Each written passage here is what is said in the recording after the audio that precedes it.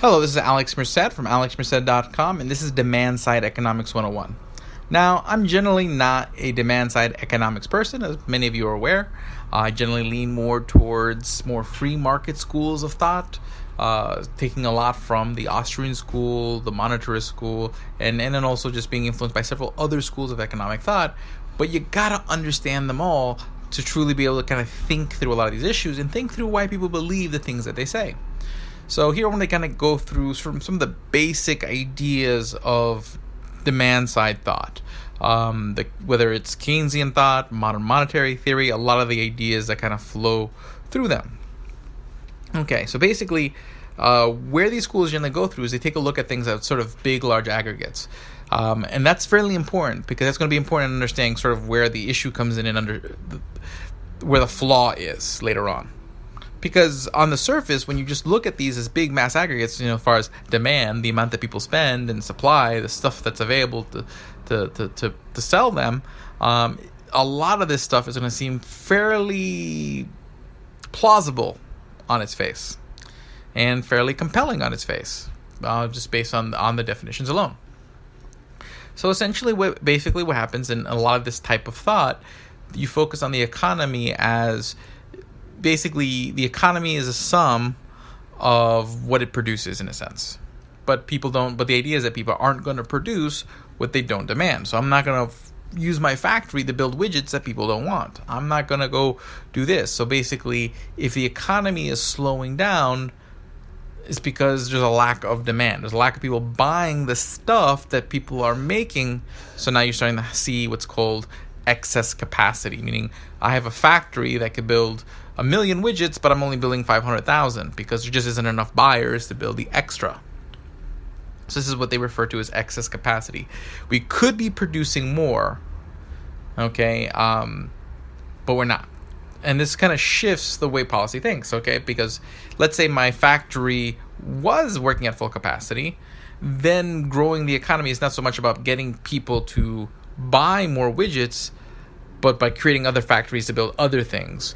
So basically saying, well, in this theoretical full capacity scenario, then we need to build sort of infrastructure to be able to create new things versus, hey, in a situation where the economy is kind of slumping, we need to just basically give money to people to buy the things that those factories are making so that way they can keep doing what they're doing. So that's sort of the idea when people say like excess capacity.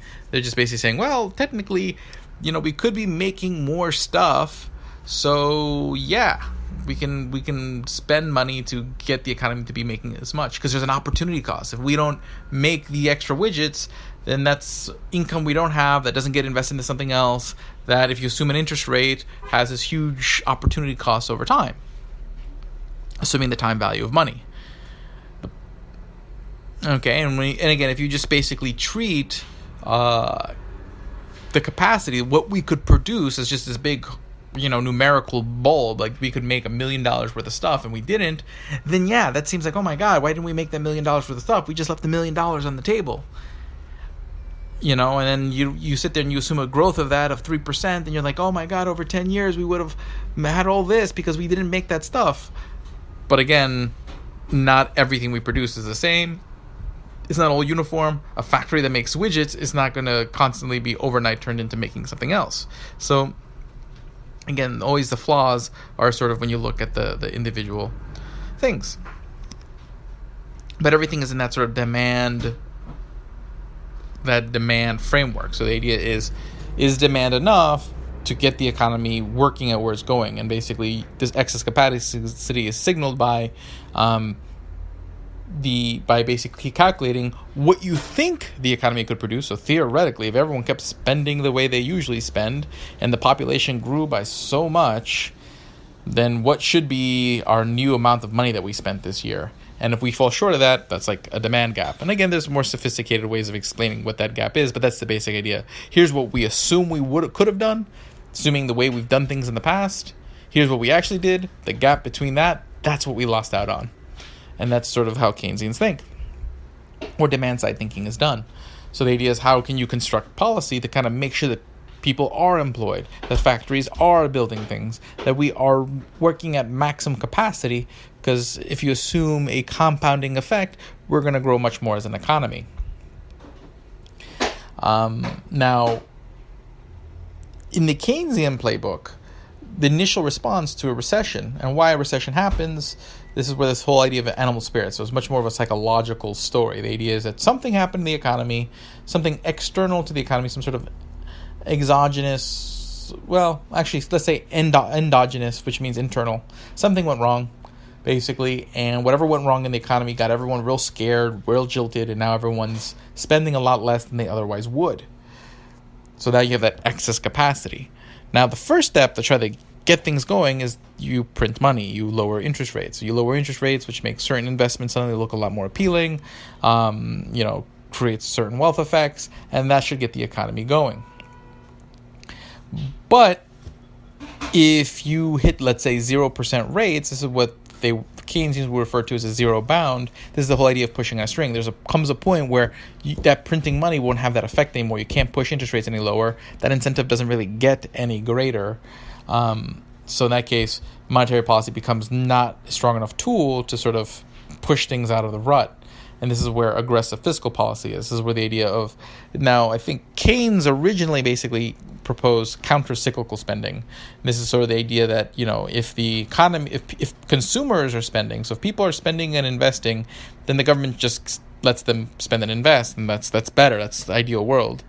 But if they stop spending and investing, then that's when the government fills in until they come back. So Keynes was, for the most part, much more market-oriented than his contemporaries.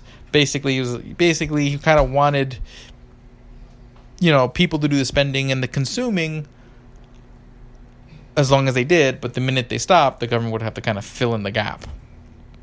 Problem is, politicians, they like filling in the gap, they don't like pulling back. So again, there's a difference between sort of what Keynesian economists say versus what real-life politicians do.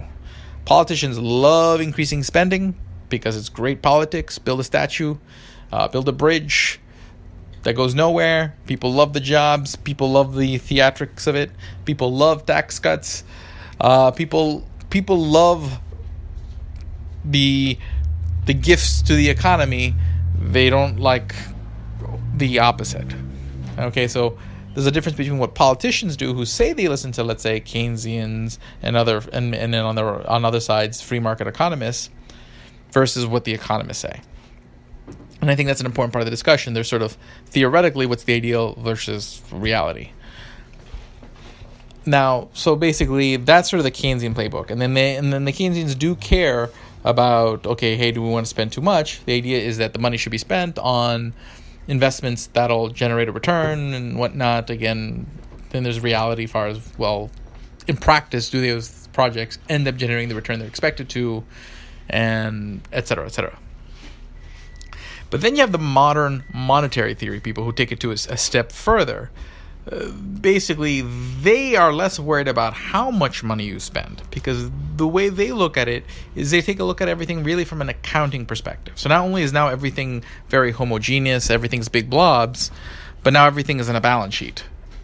So in that case, anytime that the government spends money, basically a negative for the government is a positive for everybody else, which there's a certain elegance to that in the sense that, okay, well, any liability for any on a balance sheet, what a balance sheet is an accounting statement, and where you account for everything as either an asset or a liability. So imagine you lend me money.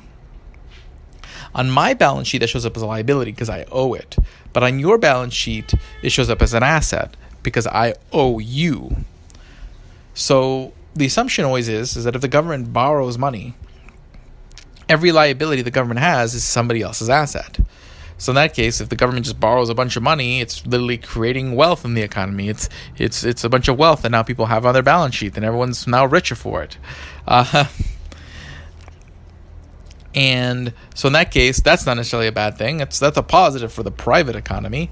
Two, you don't have to, and where modern monetary theory focuses on is how the modern, and the reason why they call it modern monetary theory is because it focuses on modern monetary systems. Now, if you had like a hard money system, like a gold standard or even cryptocurrency, where you couldn't just print more of the underlying monetary unit whether it's an ounce of gold or a Bitcoin, then you do have constraints. You can't just borrow more money. You're going to cause economic issues. But in a modern monetary system where it's a government monopoly who can print money, and money is really just a digital entry on a ledger, that can be manipulated at will, then, if you print more money, you've just printed more money. Now, yes, people will buy stuff with that money.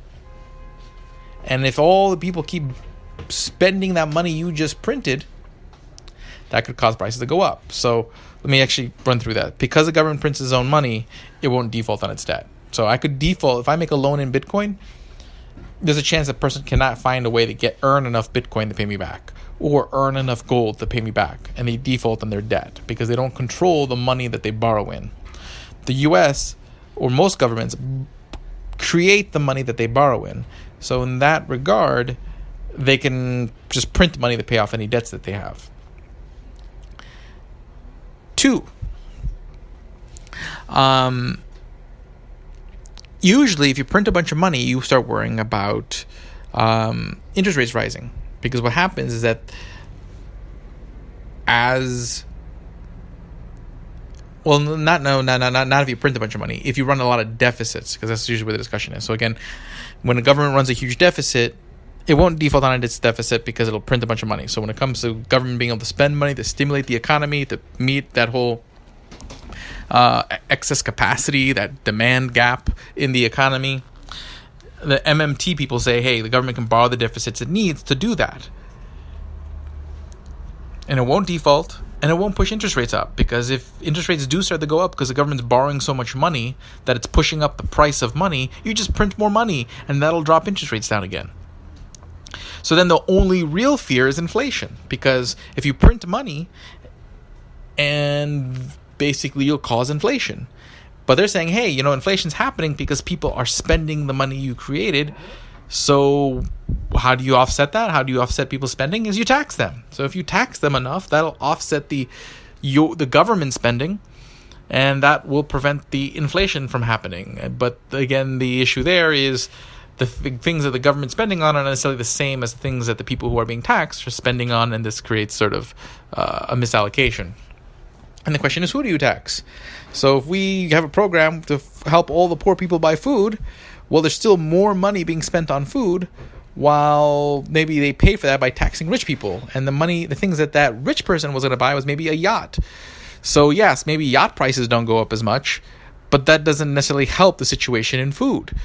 So there's mismatches when you actually realize that these aren't just big globs of money. It's not like money in, money out. There's actually underlying resources and whatnot. Now, most MMT people would not necessarily ignore that.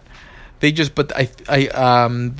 underestimate the ability to measure these effects ahead of time, or they assume that you could just predict all these things ahead of time and do this kind of very, very technically, kind of like a well-built machine. But this is sort of the framework for how this is thought of, and it's important to understand so that way you understand these arguments why they say, hey, deficits don't matter, or why we need to spend more money to take care of excess capacity, to fill the demand gap. What do these things mean? So hopefully you understand these things better, which will make you a much more effective talker when you talk to people about these issues. My name is Alex Merced from alexmerced.com. Have a great day and enjoy.